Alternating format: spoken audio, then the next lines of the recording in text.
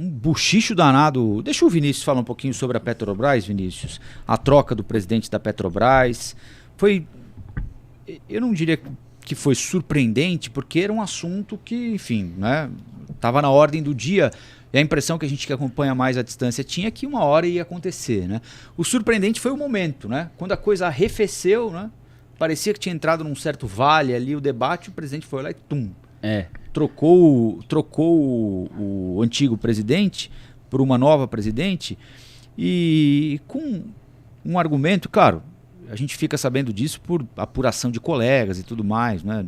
De fato mesmo, nós não saberemos se isso aconteceu. Mas com um argumento que de fato me parece estranho. Ele teria dito ao Jean Paul Prats que havia uma discordância entre ambos a respeito do papel da Petrobras, da compreensão do papel que a Petrobras tem de ter para o país.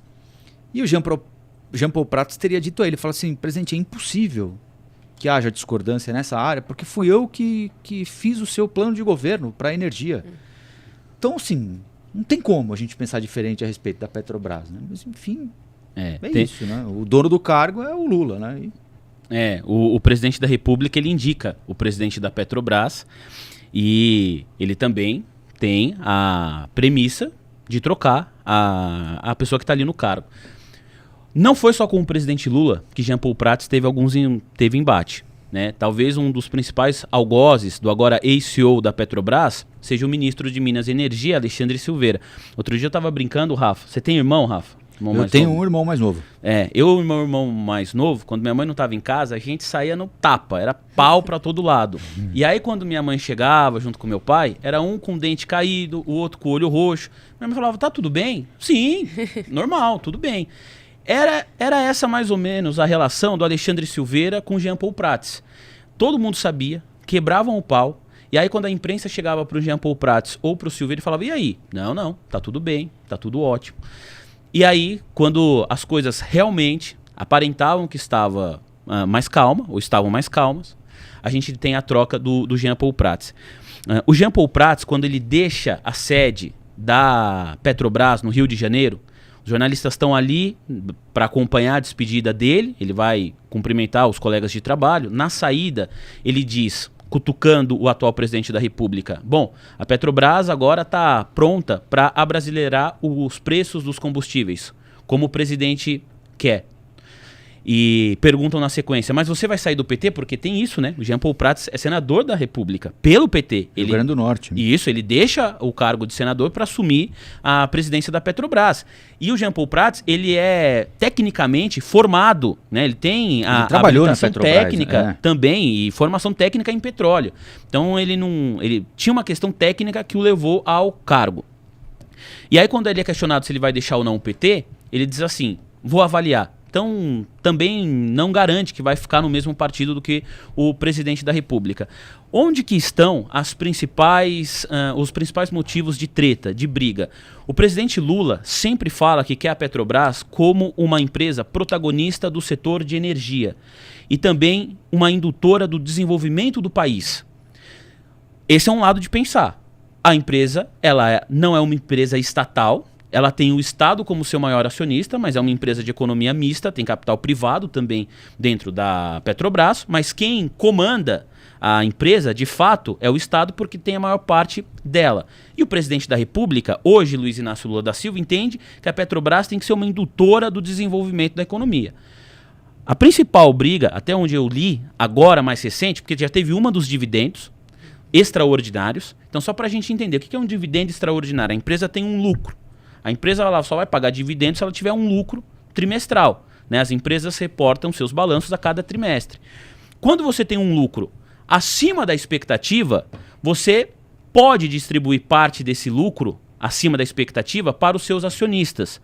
Esse é o dividendo extraordinário. A Petrobras tem um regulamento que diz que vai distribuir. Ocorre que no trimestre passado, no quarto tri de 2023, a Petrobras teve um dividendo extraordinário na ordem de 44 bilhões de reais, quase 44 bilhões de reais, 43,9.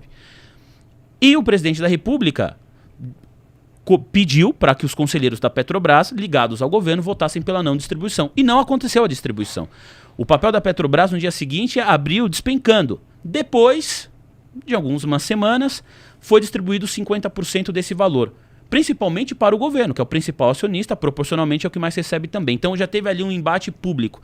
O segundo é a indústria naval. O presidente da República queria que a Petrobras investisse os seus lucros bilionários, ou pelo menos parte deles, na indústria naval.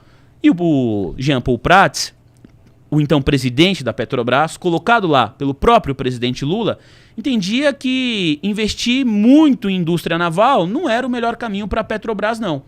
O Jean Paul Prats, ele surpreendeu o mercado financeiro. Quando a gente fala no mercado financeiro, mercado, pessoas e processos. Pessoas que ficam avaliando empresas com base em algumas premissas. Quanto que essa empresa dá de lucro, se a empresa está ou não alavancada, dívida, o EBITDA, da capacidade da empresa em gerar retorno financeiro antes do desconto de impostos, depreciação, você fica avaliando, tem uma premissa ali. E o Jean Paul Prats surpreendeu positivamente, ele conseguiu entregar tecnicamente um bom trabalho para a Petrobras. Por quê?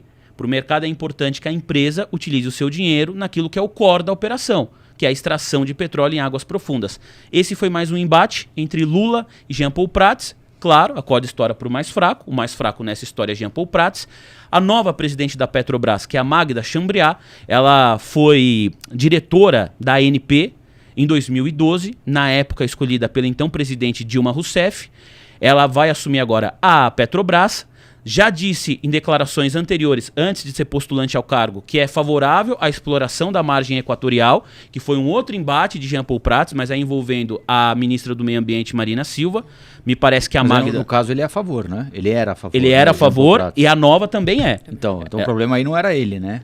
Não. Mas o IBAMA... Vai continuar quer dizer, sendo. problema entre aspas, né? Ou problema ou solução, depende do ponto de vista, né? É o IBAMA, né?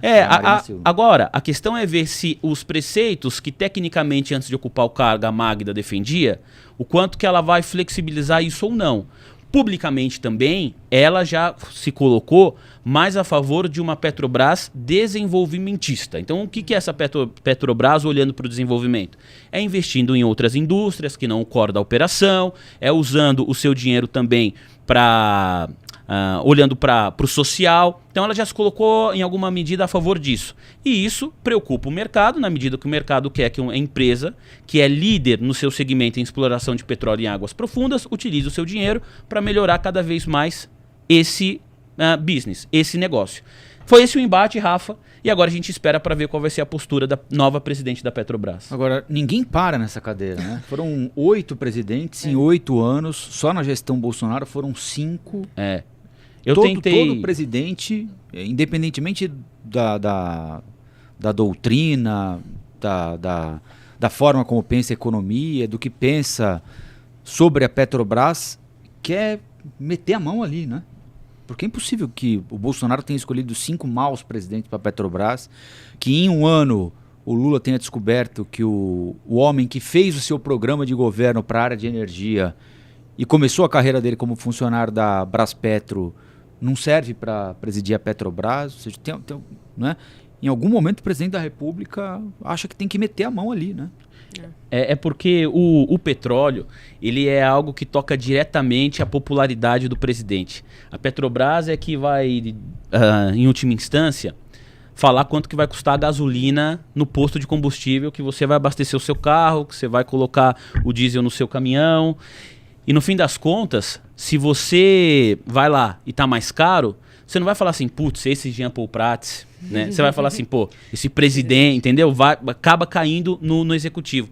Não é só isso, você tem vários outros dilemas. Eu tô falando aqui não é o caso agora, né? Porque o preço, nesse momento aqui, o preço do combustível não é um problema da primeira prateleira do brasileiro. Mas né? isso preocupa o mercado também, Rafa. Sim, Porque o Jean Paul Prats... Era na gestão do Bolsonaro, né? Sim, e aí tem um ponto. Porque na gestão do ex-presidente Jair Bolsonaro, que sempre se colocou mais a mercado do que na época o seu candidato à presidência da República, que foi o atual ministro da Fazenda, Fernando Haddad.